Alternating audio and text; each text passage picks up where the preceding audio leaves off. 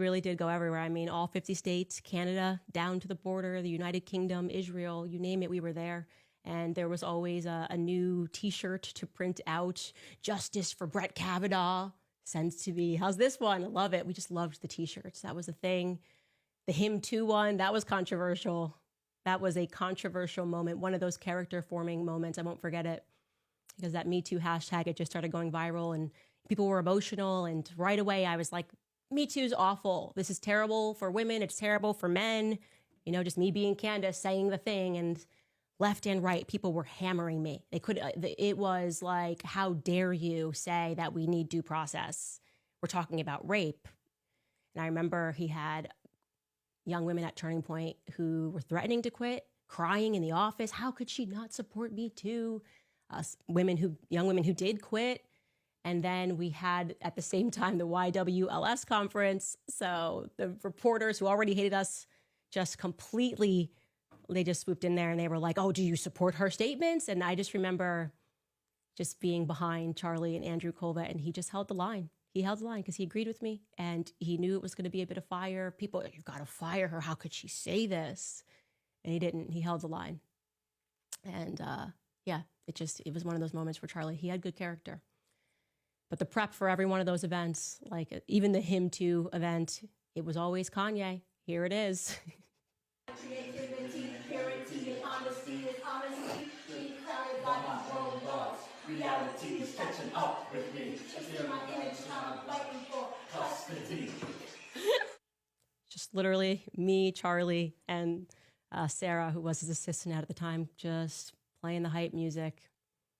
Charlie and I fought a lot of battles together. I mean, of course, who could forget the infamous day that we got chased out of a Philadelphia restaurant by Antifa, and they threw water and they threw an egg on Charlie. We were just amazed at how quickly they had assembled once they found out what restaurant we were at. But I want you to watch him here, like even in this moment of shock and adversity, he finds a reason to smile, and it's incredible. Take a look at this.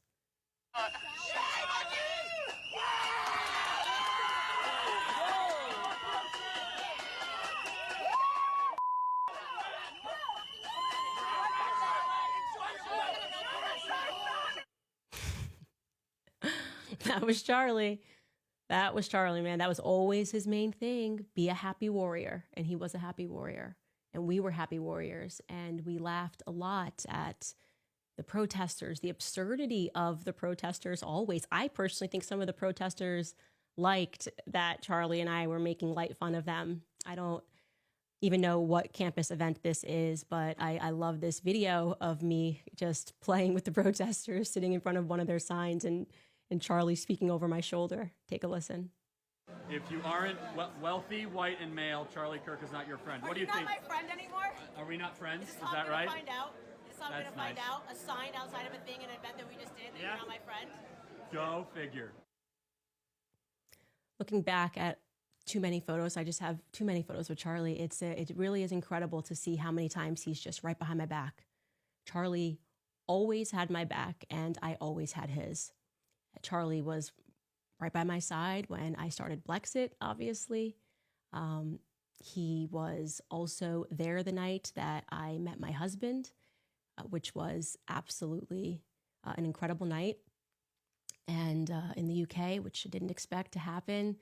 I got to tell you, initially, Charlie, ever the analytical mind, when I told him, I'm like, I think I'm going to marry this guy first. He's like, wait, like, is this going to be good for your brand? I'm like, Charlie, this is love. This is not a brand decision.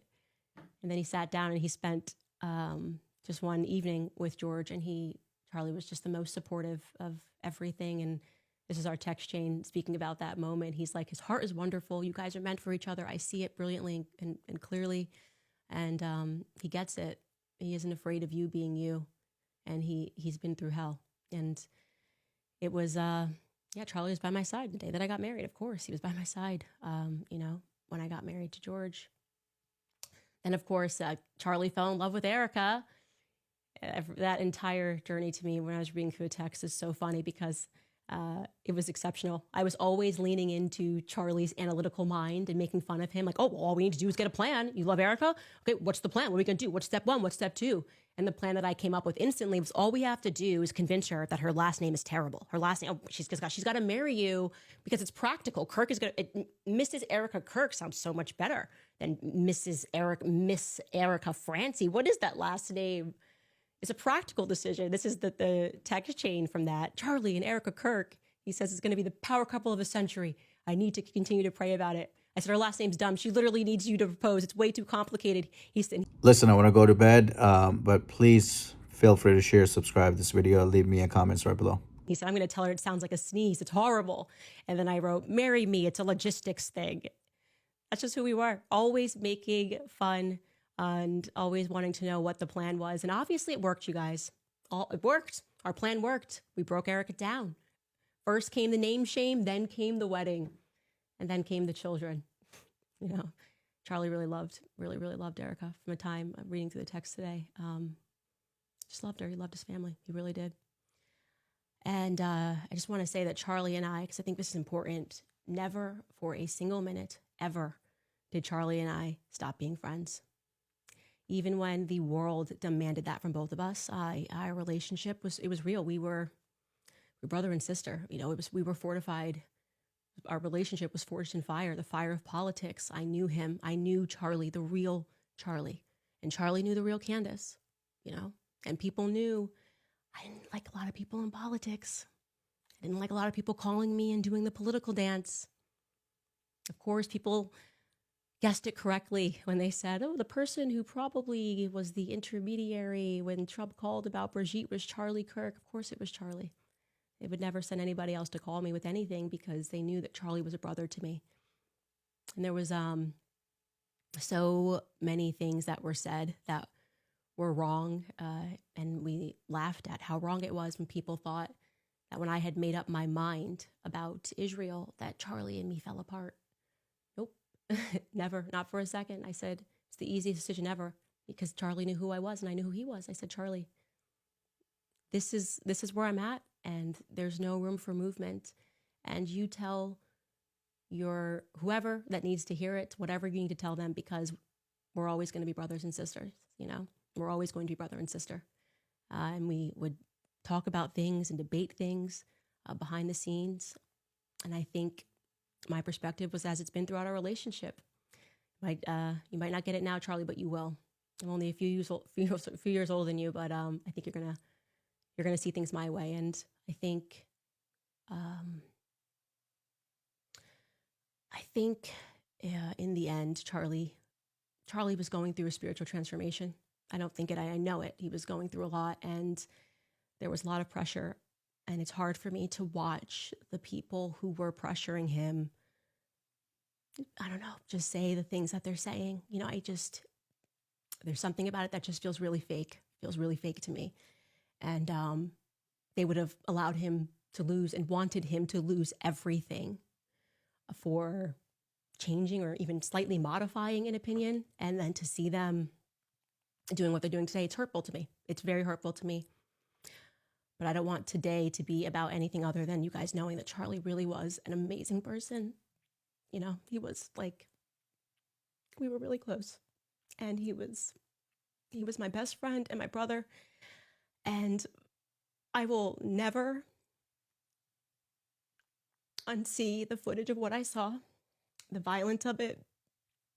I pray for the people who took any pleasure in that. There's not a single person in the world that I would wish that on. And least of all, someone with a heart like Charlie's. He loved his family, he loved his wife, he loved his country. And he didn't deserve that ending. You know, he's really young. But I know that we will carry the torch. I will never allow the memory of Charlie to be forgotten, obviously, because there is no Candace without Charlie. You know, we came up in politics together. And so I don't know what else to say, guys, other than I'm in a lot of pain right now. And I love you, Charlie. And, you know, I'll see you when I'll see you. I love you very much. Thank you, guys.